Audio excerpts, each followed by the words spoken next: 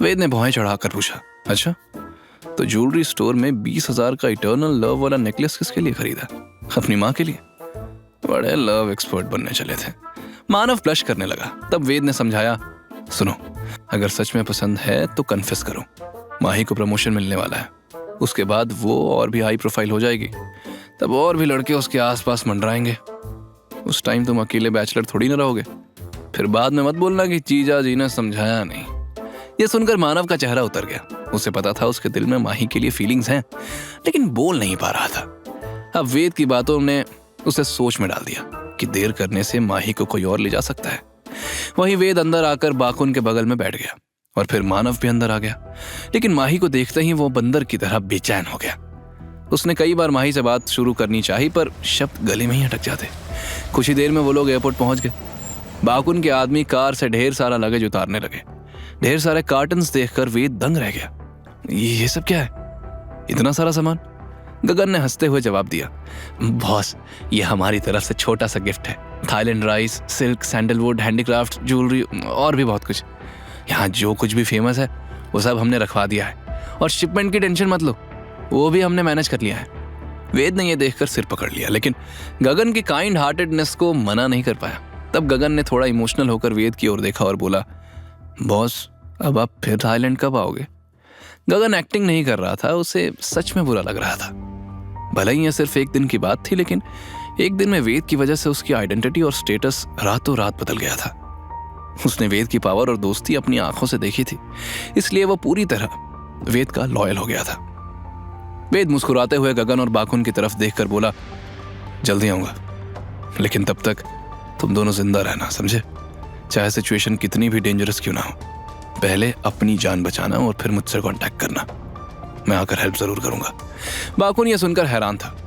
पता नहीं क्यों उसे यकीन हो गया था कि अगर वो कभी सच में मुसीबत में पड़ा तो वेद जरूर आएगा, क्योंकि उसने भी देख लिया था कि वेद दोस्ती और दुश्मनी पूरे दिल से निभाता है।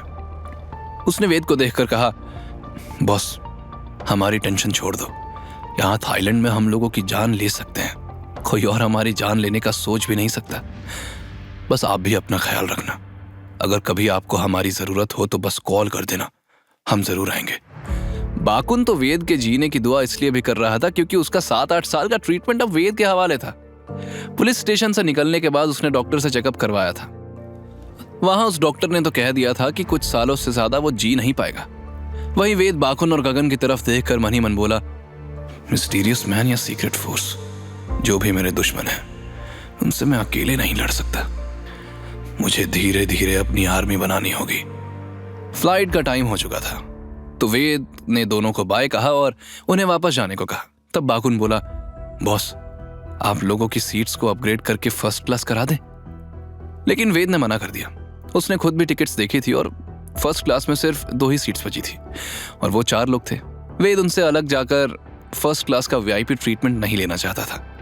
तब बाकुन ने कहा, ठीक है, आपके लिए टर्मिनल में वीआईपी लॉन्च कर दिया है, फ्लाइट आने तक आप लोग वहीं रेस्ट करना। वेद ने बाकुन और गगन से अलविदा कहा और फिर वो सीमा, माही और मानव के साथ एयरपोर्ट के अंदर की तरफ बढ़ा। लेकिन थोड़ी ही देर बाद उसने महसूस किया कि कोई उसे घूर रहा है। उसने पलट कर देखा तो करीबन 30 साल का आदमी उसे देखकर मुस्कुरा रहा था, जैसे वो उसे पहचानता हो। वेद कंफ्यूज होकर मन ही मन बोला, ये कौन है? आई एम श्योर मैं इसे नहीं जानता, तो फिर ये ऐसे क्यों बिहेव कर रहा है? सिक्योरिटी चेक इन के बाद वो लोग वीआईपी लाउंज में आकर बैठ गए और आराम करने लगे। तभी सीमा ने अचानक गुस्से में गाली दी, व्हाट अ साइको, कैसे अजीब लोग हैं दुनिया में। माही ने क्यूरियोसिटी से पूछा, क्यों, क्या हुआ? सीमा ने वीआईपी लॉन्च के दरवाजे के बाहर की ओर इशारा किया। सामने वेटिंग हॉल की सीट में वही 30 साल का आदमी बैठा था, जो मुस्कुराते हुए उन्हें घूर रहा था, और उसकी वो बेवकूफ़ी भरी मुस्कान बहुत अनकंफर्टेबल लग रही थी। वेद ने भौहें चढ़ाए, उस आदमी को देखा, फिर नजरें हटा ली, जैसे कोई फर्क ही नहीं पड़ा हो। तभी सीमा ने नोटिस किया कि मानव माही से बात करने की कोशिश कर रहा है, लेकिन हिचकिचाहट के कारण कुछ बोल नहीं पा रहा।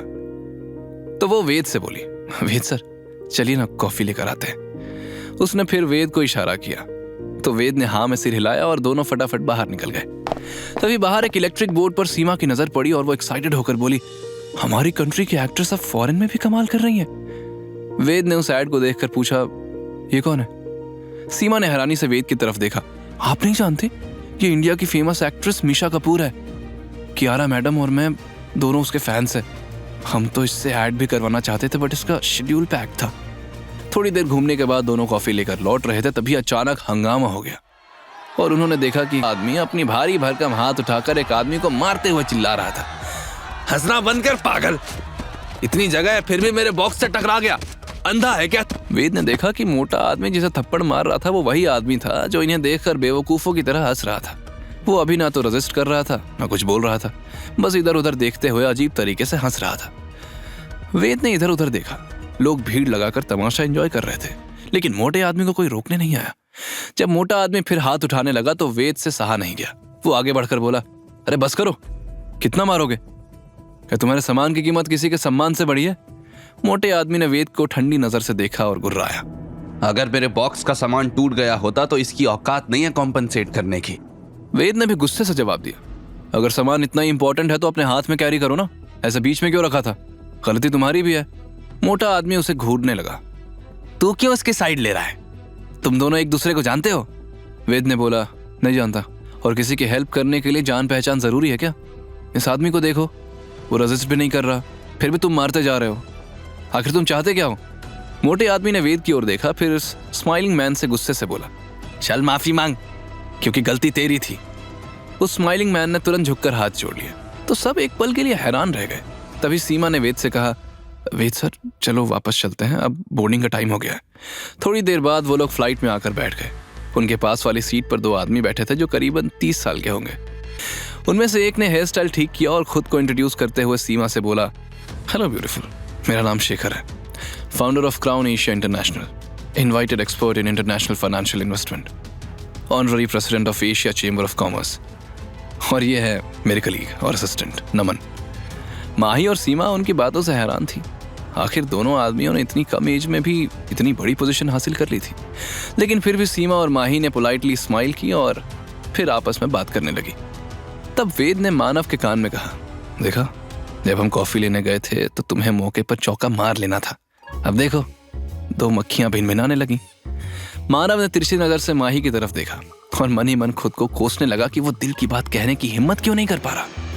थोड़ी देर में प्लेन टेक ऑफ हो चुका था। तभी पीछे से अचानक कुछ लोगों की जोर जोर से बहस की आवाज आई। वेद ने पलट कर देखा और बस सिर पकड़ लिया। अरे ये दोनों यहां भी मिल गए, वाह रे किस्मत। एयरपोर्ट पर लड़ने वाला मोटा आदमी और वो स्माइलिंग मैन जो बोलता ही नहीं है फिर से आमने सामने थे, और कारण इस बार भी मोटे आदमी का बैग था। मैंने बोला था ना मेरा बॉक्स मत छूना। तभी वहां बैठा एक और आदमी बोला, अरे तुम उसे डांट क्यों रहे हो? वहां एक सीट में बॉक्स रखा है तो दूसरों को भी तो जगह देनी चाहिए, दो सीट्स लेकर बैठे हो। मोटे आदमी ने उसे उंगली दिखाते हुए पलटकर गाली दी, ये 2 सीट्स के पैसे दिए हैं मैंने, अब उसमें सामान रखूं या ना रखूं मेरी मर्जी। इतने में फ्लाइट अटेंडेंट वहां आ गई और जल्दी से सिचुएशन संभालने की कोशिश करने लगी, और वो स्माइलिंग मैन अभी भी बस मुस्कुरा रहा था। अचानक वेद को कुछ रियलाइज हुआ और उसकी भौहें तन गई।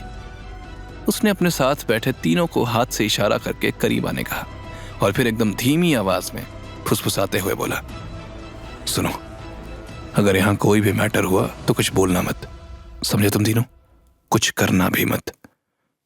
यह सुनकर तीनों के चेहरे का रंग बदल गया। मानव ने शॉक होकर पूछा, क्या मतलब, यहां कोई मैटर होने वाला है? वेद ने हाँ में सिर हिलाया, बस मुझे कुछ गड़बड़ लग रही है, जस्ट बी केयरफुल। आगे की कहानी जानने के लिए देखें अगला एपिसोड सिर्फ पॉकेट एफएम के YouTube चैनल पर, और के फॉर किंग के सारे एपिसोड्स को सुनने के लिए डिस्क्रिप्शन में दी लिंक से डाउनलोड करें पॉकेट एफएम ऐप।